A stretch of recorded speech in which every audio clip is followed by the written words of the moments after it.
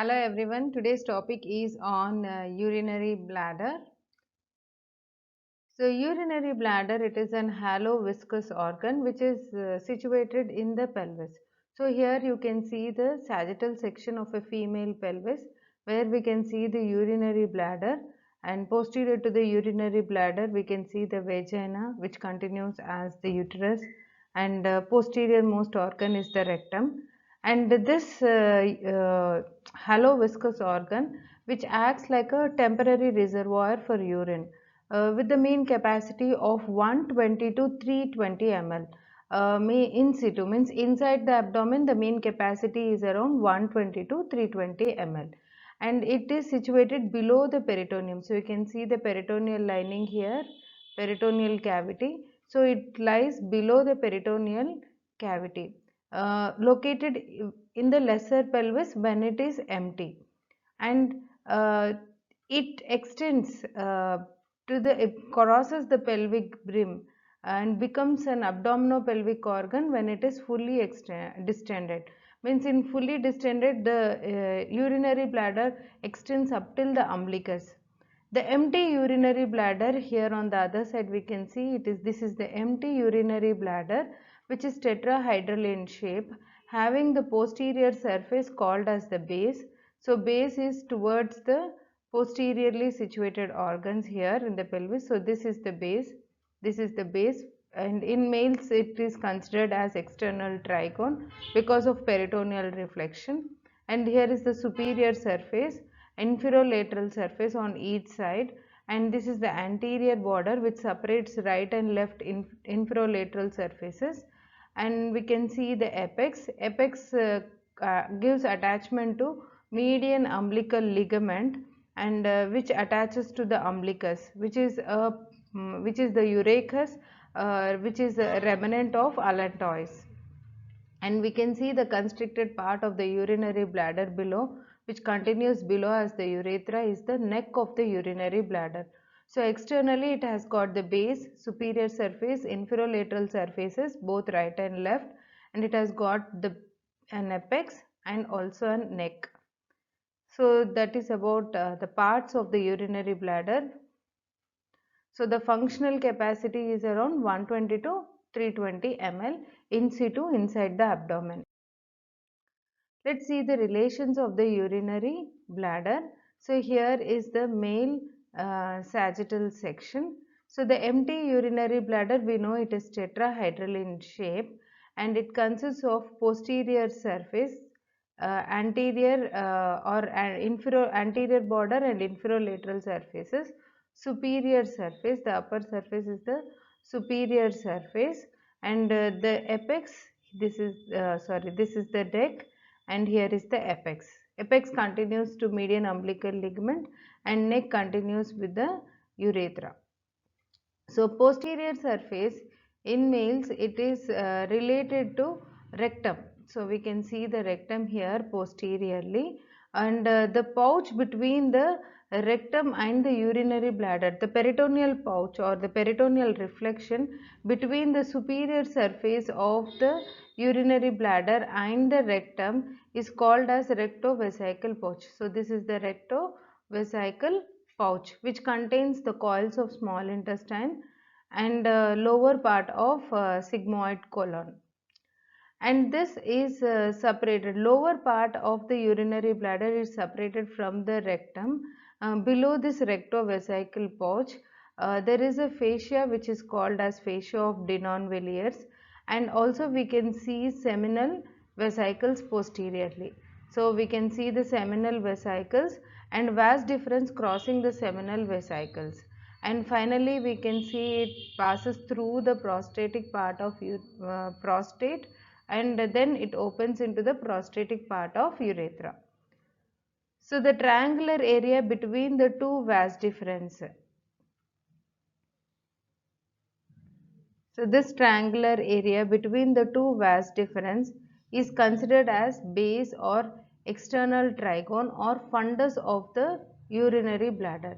So upper part of the rectum is separated from the urinary bladder by rectovesical pouch which contains the coils of small intestine, and lower part it is separated from the rectum by the terminal parts of vas deferens. So we can see the vas deferens here, terminal parts of vas deferens, and also we can see these are the ureters which are opening into the urinary bladder, and we can see the vas deferens crossing the ureters, that is the terminal part of the ureters posteriorly. This trigone is called as external trigone of urinary bladder. So the triangular area between the vas deferens is separated from the rectum by rectovesical fascia of Denonvilliers. So this fascia, which is condensed form of the two peritoneal folds, is called as fascia of Denonvilliers. And anterior surface, we can see the anteriorly urinary bladder is separated from the pubis. We know the urinary bladder is a retropubic organ, which means it lies just behind the pubic symphysis, and the gap between the urinary bladder and the pubis is called as retropubic space or space of Retzius. And superior surface, the upper surface, superior surface of the urinary bladder, it is covered by the peritoneum, and it is related to sigmoid colon and terminal coils of the ileum. So that is about the relations in males. Let's see the relations of urinary bladder in females. So here is the sagittal section of female pelvis showing the urinary bladder, which is the anterior most organ in the pelvis, lies just behind the pubis, which is a retropubic organ. Posteriorly, that is the posterior surface of the or the base of the urinary bladder, it is related to the cervix and vagina. And we can see the peritoneum is reflected over the uterus, whereas in males it is reflected over the rectum, making a pouch called as rectovesical pouch in males, whereas in females the pouch between the uterus and the urinary bladder, it is called as uterovesical pouch. It is called as uterovesical pouch, and it contains the coils of small intestine.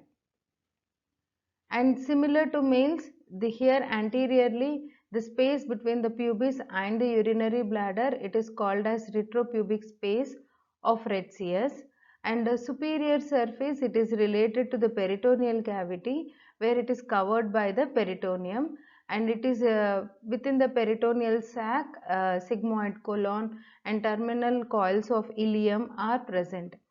In females, the peritoneum is reflected posteriorly to the uterus, forming vesicouterine pouch or uterovesical pouch.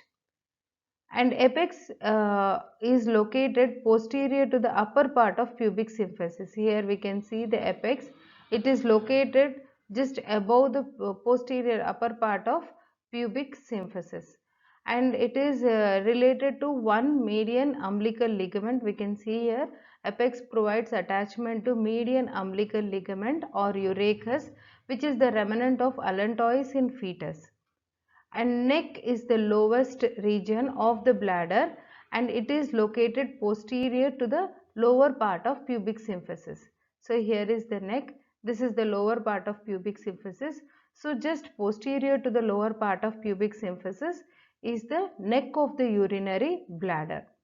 And here we can see the urinary bladder, it is pierced by internal urethral orifice. We can see the neck is pierced by internal urethral orifice, and below the neck, in females this is the urethra, whereas in males the neck, below the neck there is a prostate surrounding the urethra, which is called as prostatic part of urethra. So that was about the external relations of the urinary bladder. Let's talk about the interior of urinary bladder. If we inspect the interior of the urinary bladder, we can see some temporary folds, mucosal folds, which are called as rugae of urinary bladder. And these temporary folds usually gets disappeared when the urinary bladder is distended, except at this area, which is called as internal trigone or trigone of urinary bladder. In this region, we won't see these rugae or any mucosal folds, because the mucosa here is tightly adherent to the underlying muscle, that is the detrusor muscle. There is no submucosa in this region. That is the reason it is very smooth, glistening and shining. And if you talk about this internal trigone, it is located on the posterior wall of the bladder or fundus or base of the bladder, and it is limited superiorly on each side by the ureteric openings. We can see the ureteric orifices on each side, and the bridge in between them is called as interureteric ridge or Mercier's bar and this internal trigone, it is the apex is towards the orifice where it continues to form urethra, which is the internal os of the urethra. And here there is a small elevation usually present, which is called as uvula vesicae. Uvula vesicae is present near the internal os of the urethra, and this uvula vesicae, it is prominently seen in males, not in females, because it is formed by the elevation formed by median lobe of prostate gland. And this internal trigone, it is always smooth and glistening because the mucosa is tightly adherent to the detrusor muscle. And uvula vesicae, we know it is like a small eminence which is formed by the median lobe of prostate gland and present at the apex of the trigone, projecting into the orifice of urethra. This trigone is clinically quite important, especially to put any tube into the catheter or to guide. This trigone acts like a guide for the physician to enter inside the ureters. Next, coming to the blood supply of the urinary bladder. So here is the sagittal section showing the rectum and the urinary bladder. So this is the male pelvis, because here there is no uterus and vagina. So this is the male pelvis, and we can see here the common iliac arteries dividing into external iliac and internal iliac artery. So here is the common iliac artery. This is the common iliac artery, and here is the common iliac vein, together called as common iliac vessels. And this is the external iliac artery and external iliac vein, which forms the external iliac vessels. And here are the internal iliac arteries and internal iliac vein. We can see the internal iliac artery is branching into anterior and posterior divisions. So here is the anterior division of internal iliac artery, and this is the posterior division of internal iliac artery. So posterior division branches iliolumbar artery, lateral sacral artery, superior gluteal artery. So posterior divisions of internal iliac gives rise to, we can remember as iliolumbar, posterior division. P stands for posterior division, pils, I for iliolumbar, L for lateral sacral, and superior gluteal arteries. So these are the branches from the posterior division. Branches from the anterior division are the obturator artery, middle rectal artery, superior vesical artery, uterine artery in females, inferior vesical artery. Inferior vesical artery in females, it is replaced by vaginal artery in females, whereas it is named as inferior vesical artery in males, and inferior gluteal artery and internal pudendal arteries. So these are the arteries which are given off from the anterior division of internal iliac. And among these, if we see the superior vesical artery and inferior vesical artery, they are the important branches which supply the bladder. So we can see the superior vesical artery. This is the superior vesical artery, and here is the inferior vesical artery, which supply the urinary bladder. And veins, we can see with the same names, that is the superior vesical vein, inferior vesical vein. They terminate into the anterior division of internal iliac vein, and finally they drain into the common iliac veins. Nerve supply. Urinary bladder is innervated by the vesical plexus, which receives input from the inferior hypogastric plexus. So we can see the hypogastric ganglion here. So inferior hypogastric plexus will form vesical plexus, and the vesical plexus contains both parasympathetic and sympathetic components, and parasympathetic is mainly for voiding. Parasympathetic is mainly for voiding, and we can see here the root value as S2, S3, S4. So the root value of parasympathetic. So the preganglionic neuronal cell bodies are located in the intermediate lateral cell column of S2, S3, S4 spinal cord segments, and axons travel to the vesicle to form plexus at the pelvic splanchnic nerves. They form the pelvic splanchnic nerves, and postganglionic neuronal cell bodies are located in the vesical plexus and the bladder wall, and the axons are distributed to the detrusor muscles of the bladder, where they cause the contraction of the detrusor muscles and relaxation of internal sphincter. So we will say it as nerve of voiding or nerve of micturition. And next, about the sympathetic innervation. The sympathetic is for storage of urine. It is for nerve of filling. It is called nerve of filling, or it helps in the storage of urine, where it allows the relaxation of detrusor muscles and it contracts the internal sphincter. So the preganglionic neuronal cell bodies of sympathetic nerves, they are located in the intermediate lateral cell column of spinal cord from T10 to L2. Actually, it is given L1, L2 here. Even T10, T11, T12 also contributes to the sympathetic innervation. And preganglionic fibers, they pass through paravertebral ganglion, which do not synapse there, and to become lesser splanchnic nerves. So we can see they pass through the ganglion hypogastric, and then they form the lesser splanchnic nerves or lesser thoracic splanchnic nerves and least thoracic splanchnic nerves, and first lumbar nerve and second lumbar splanchnic nerve, and travel to the inferior hypogastric plexus by the way to the superior hypogastric plexus. So they travel to the inferior hypogastric plexus to supply the urinary bladder. And postganglionic neuronal cell bodies are located in the inferior hypogastric plexus, and axons enter the vesical plexus and are distributed to the detrusor muscles of the bladder, and they lead to the relaxation of the detrusor muscle and contraction of internal urethral sphincter.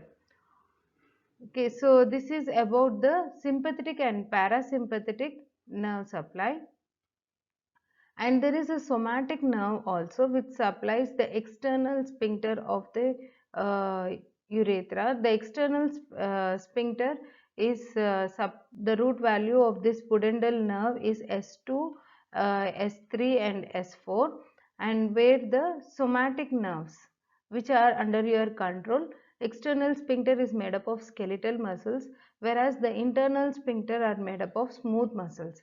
Internal sphincters and detrusor muscle, they are supplied by sympathetic and parasympathetic, whereas the pudendal nerve or the somatic nerve supplies the external sphincter, which is under our control.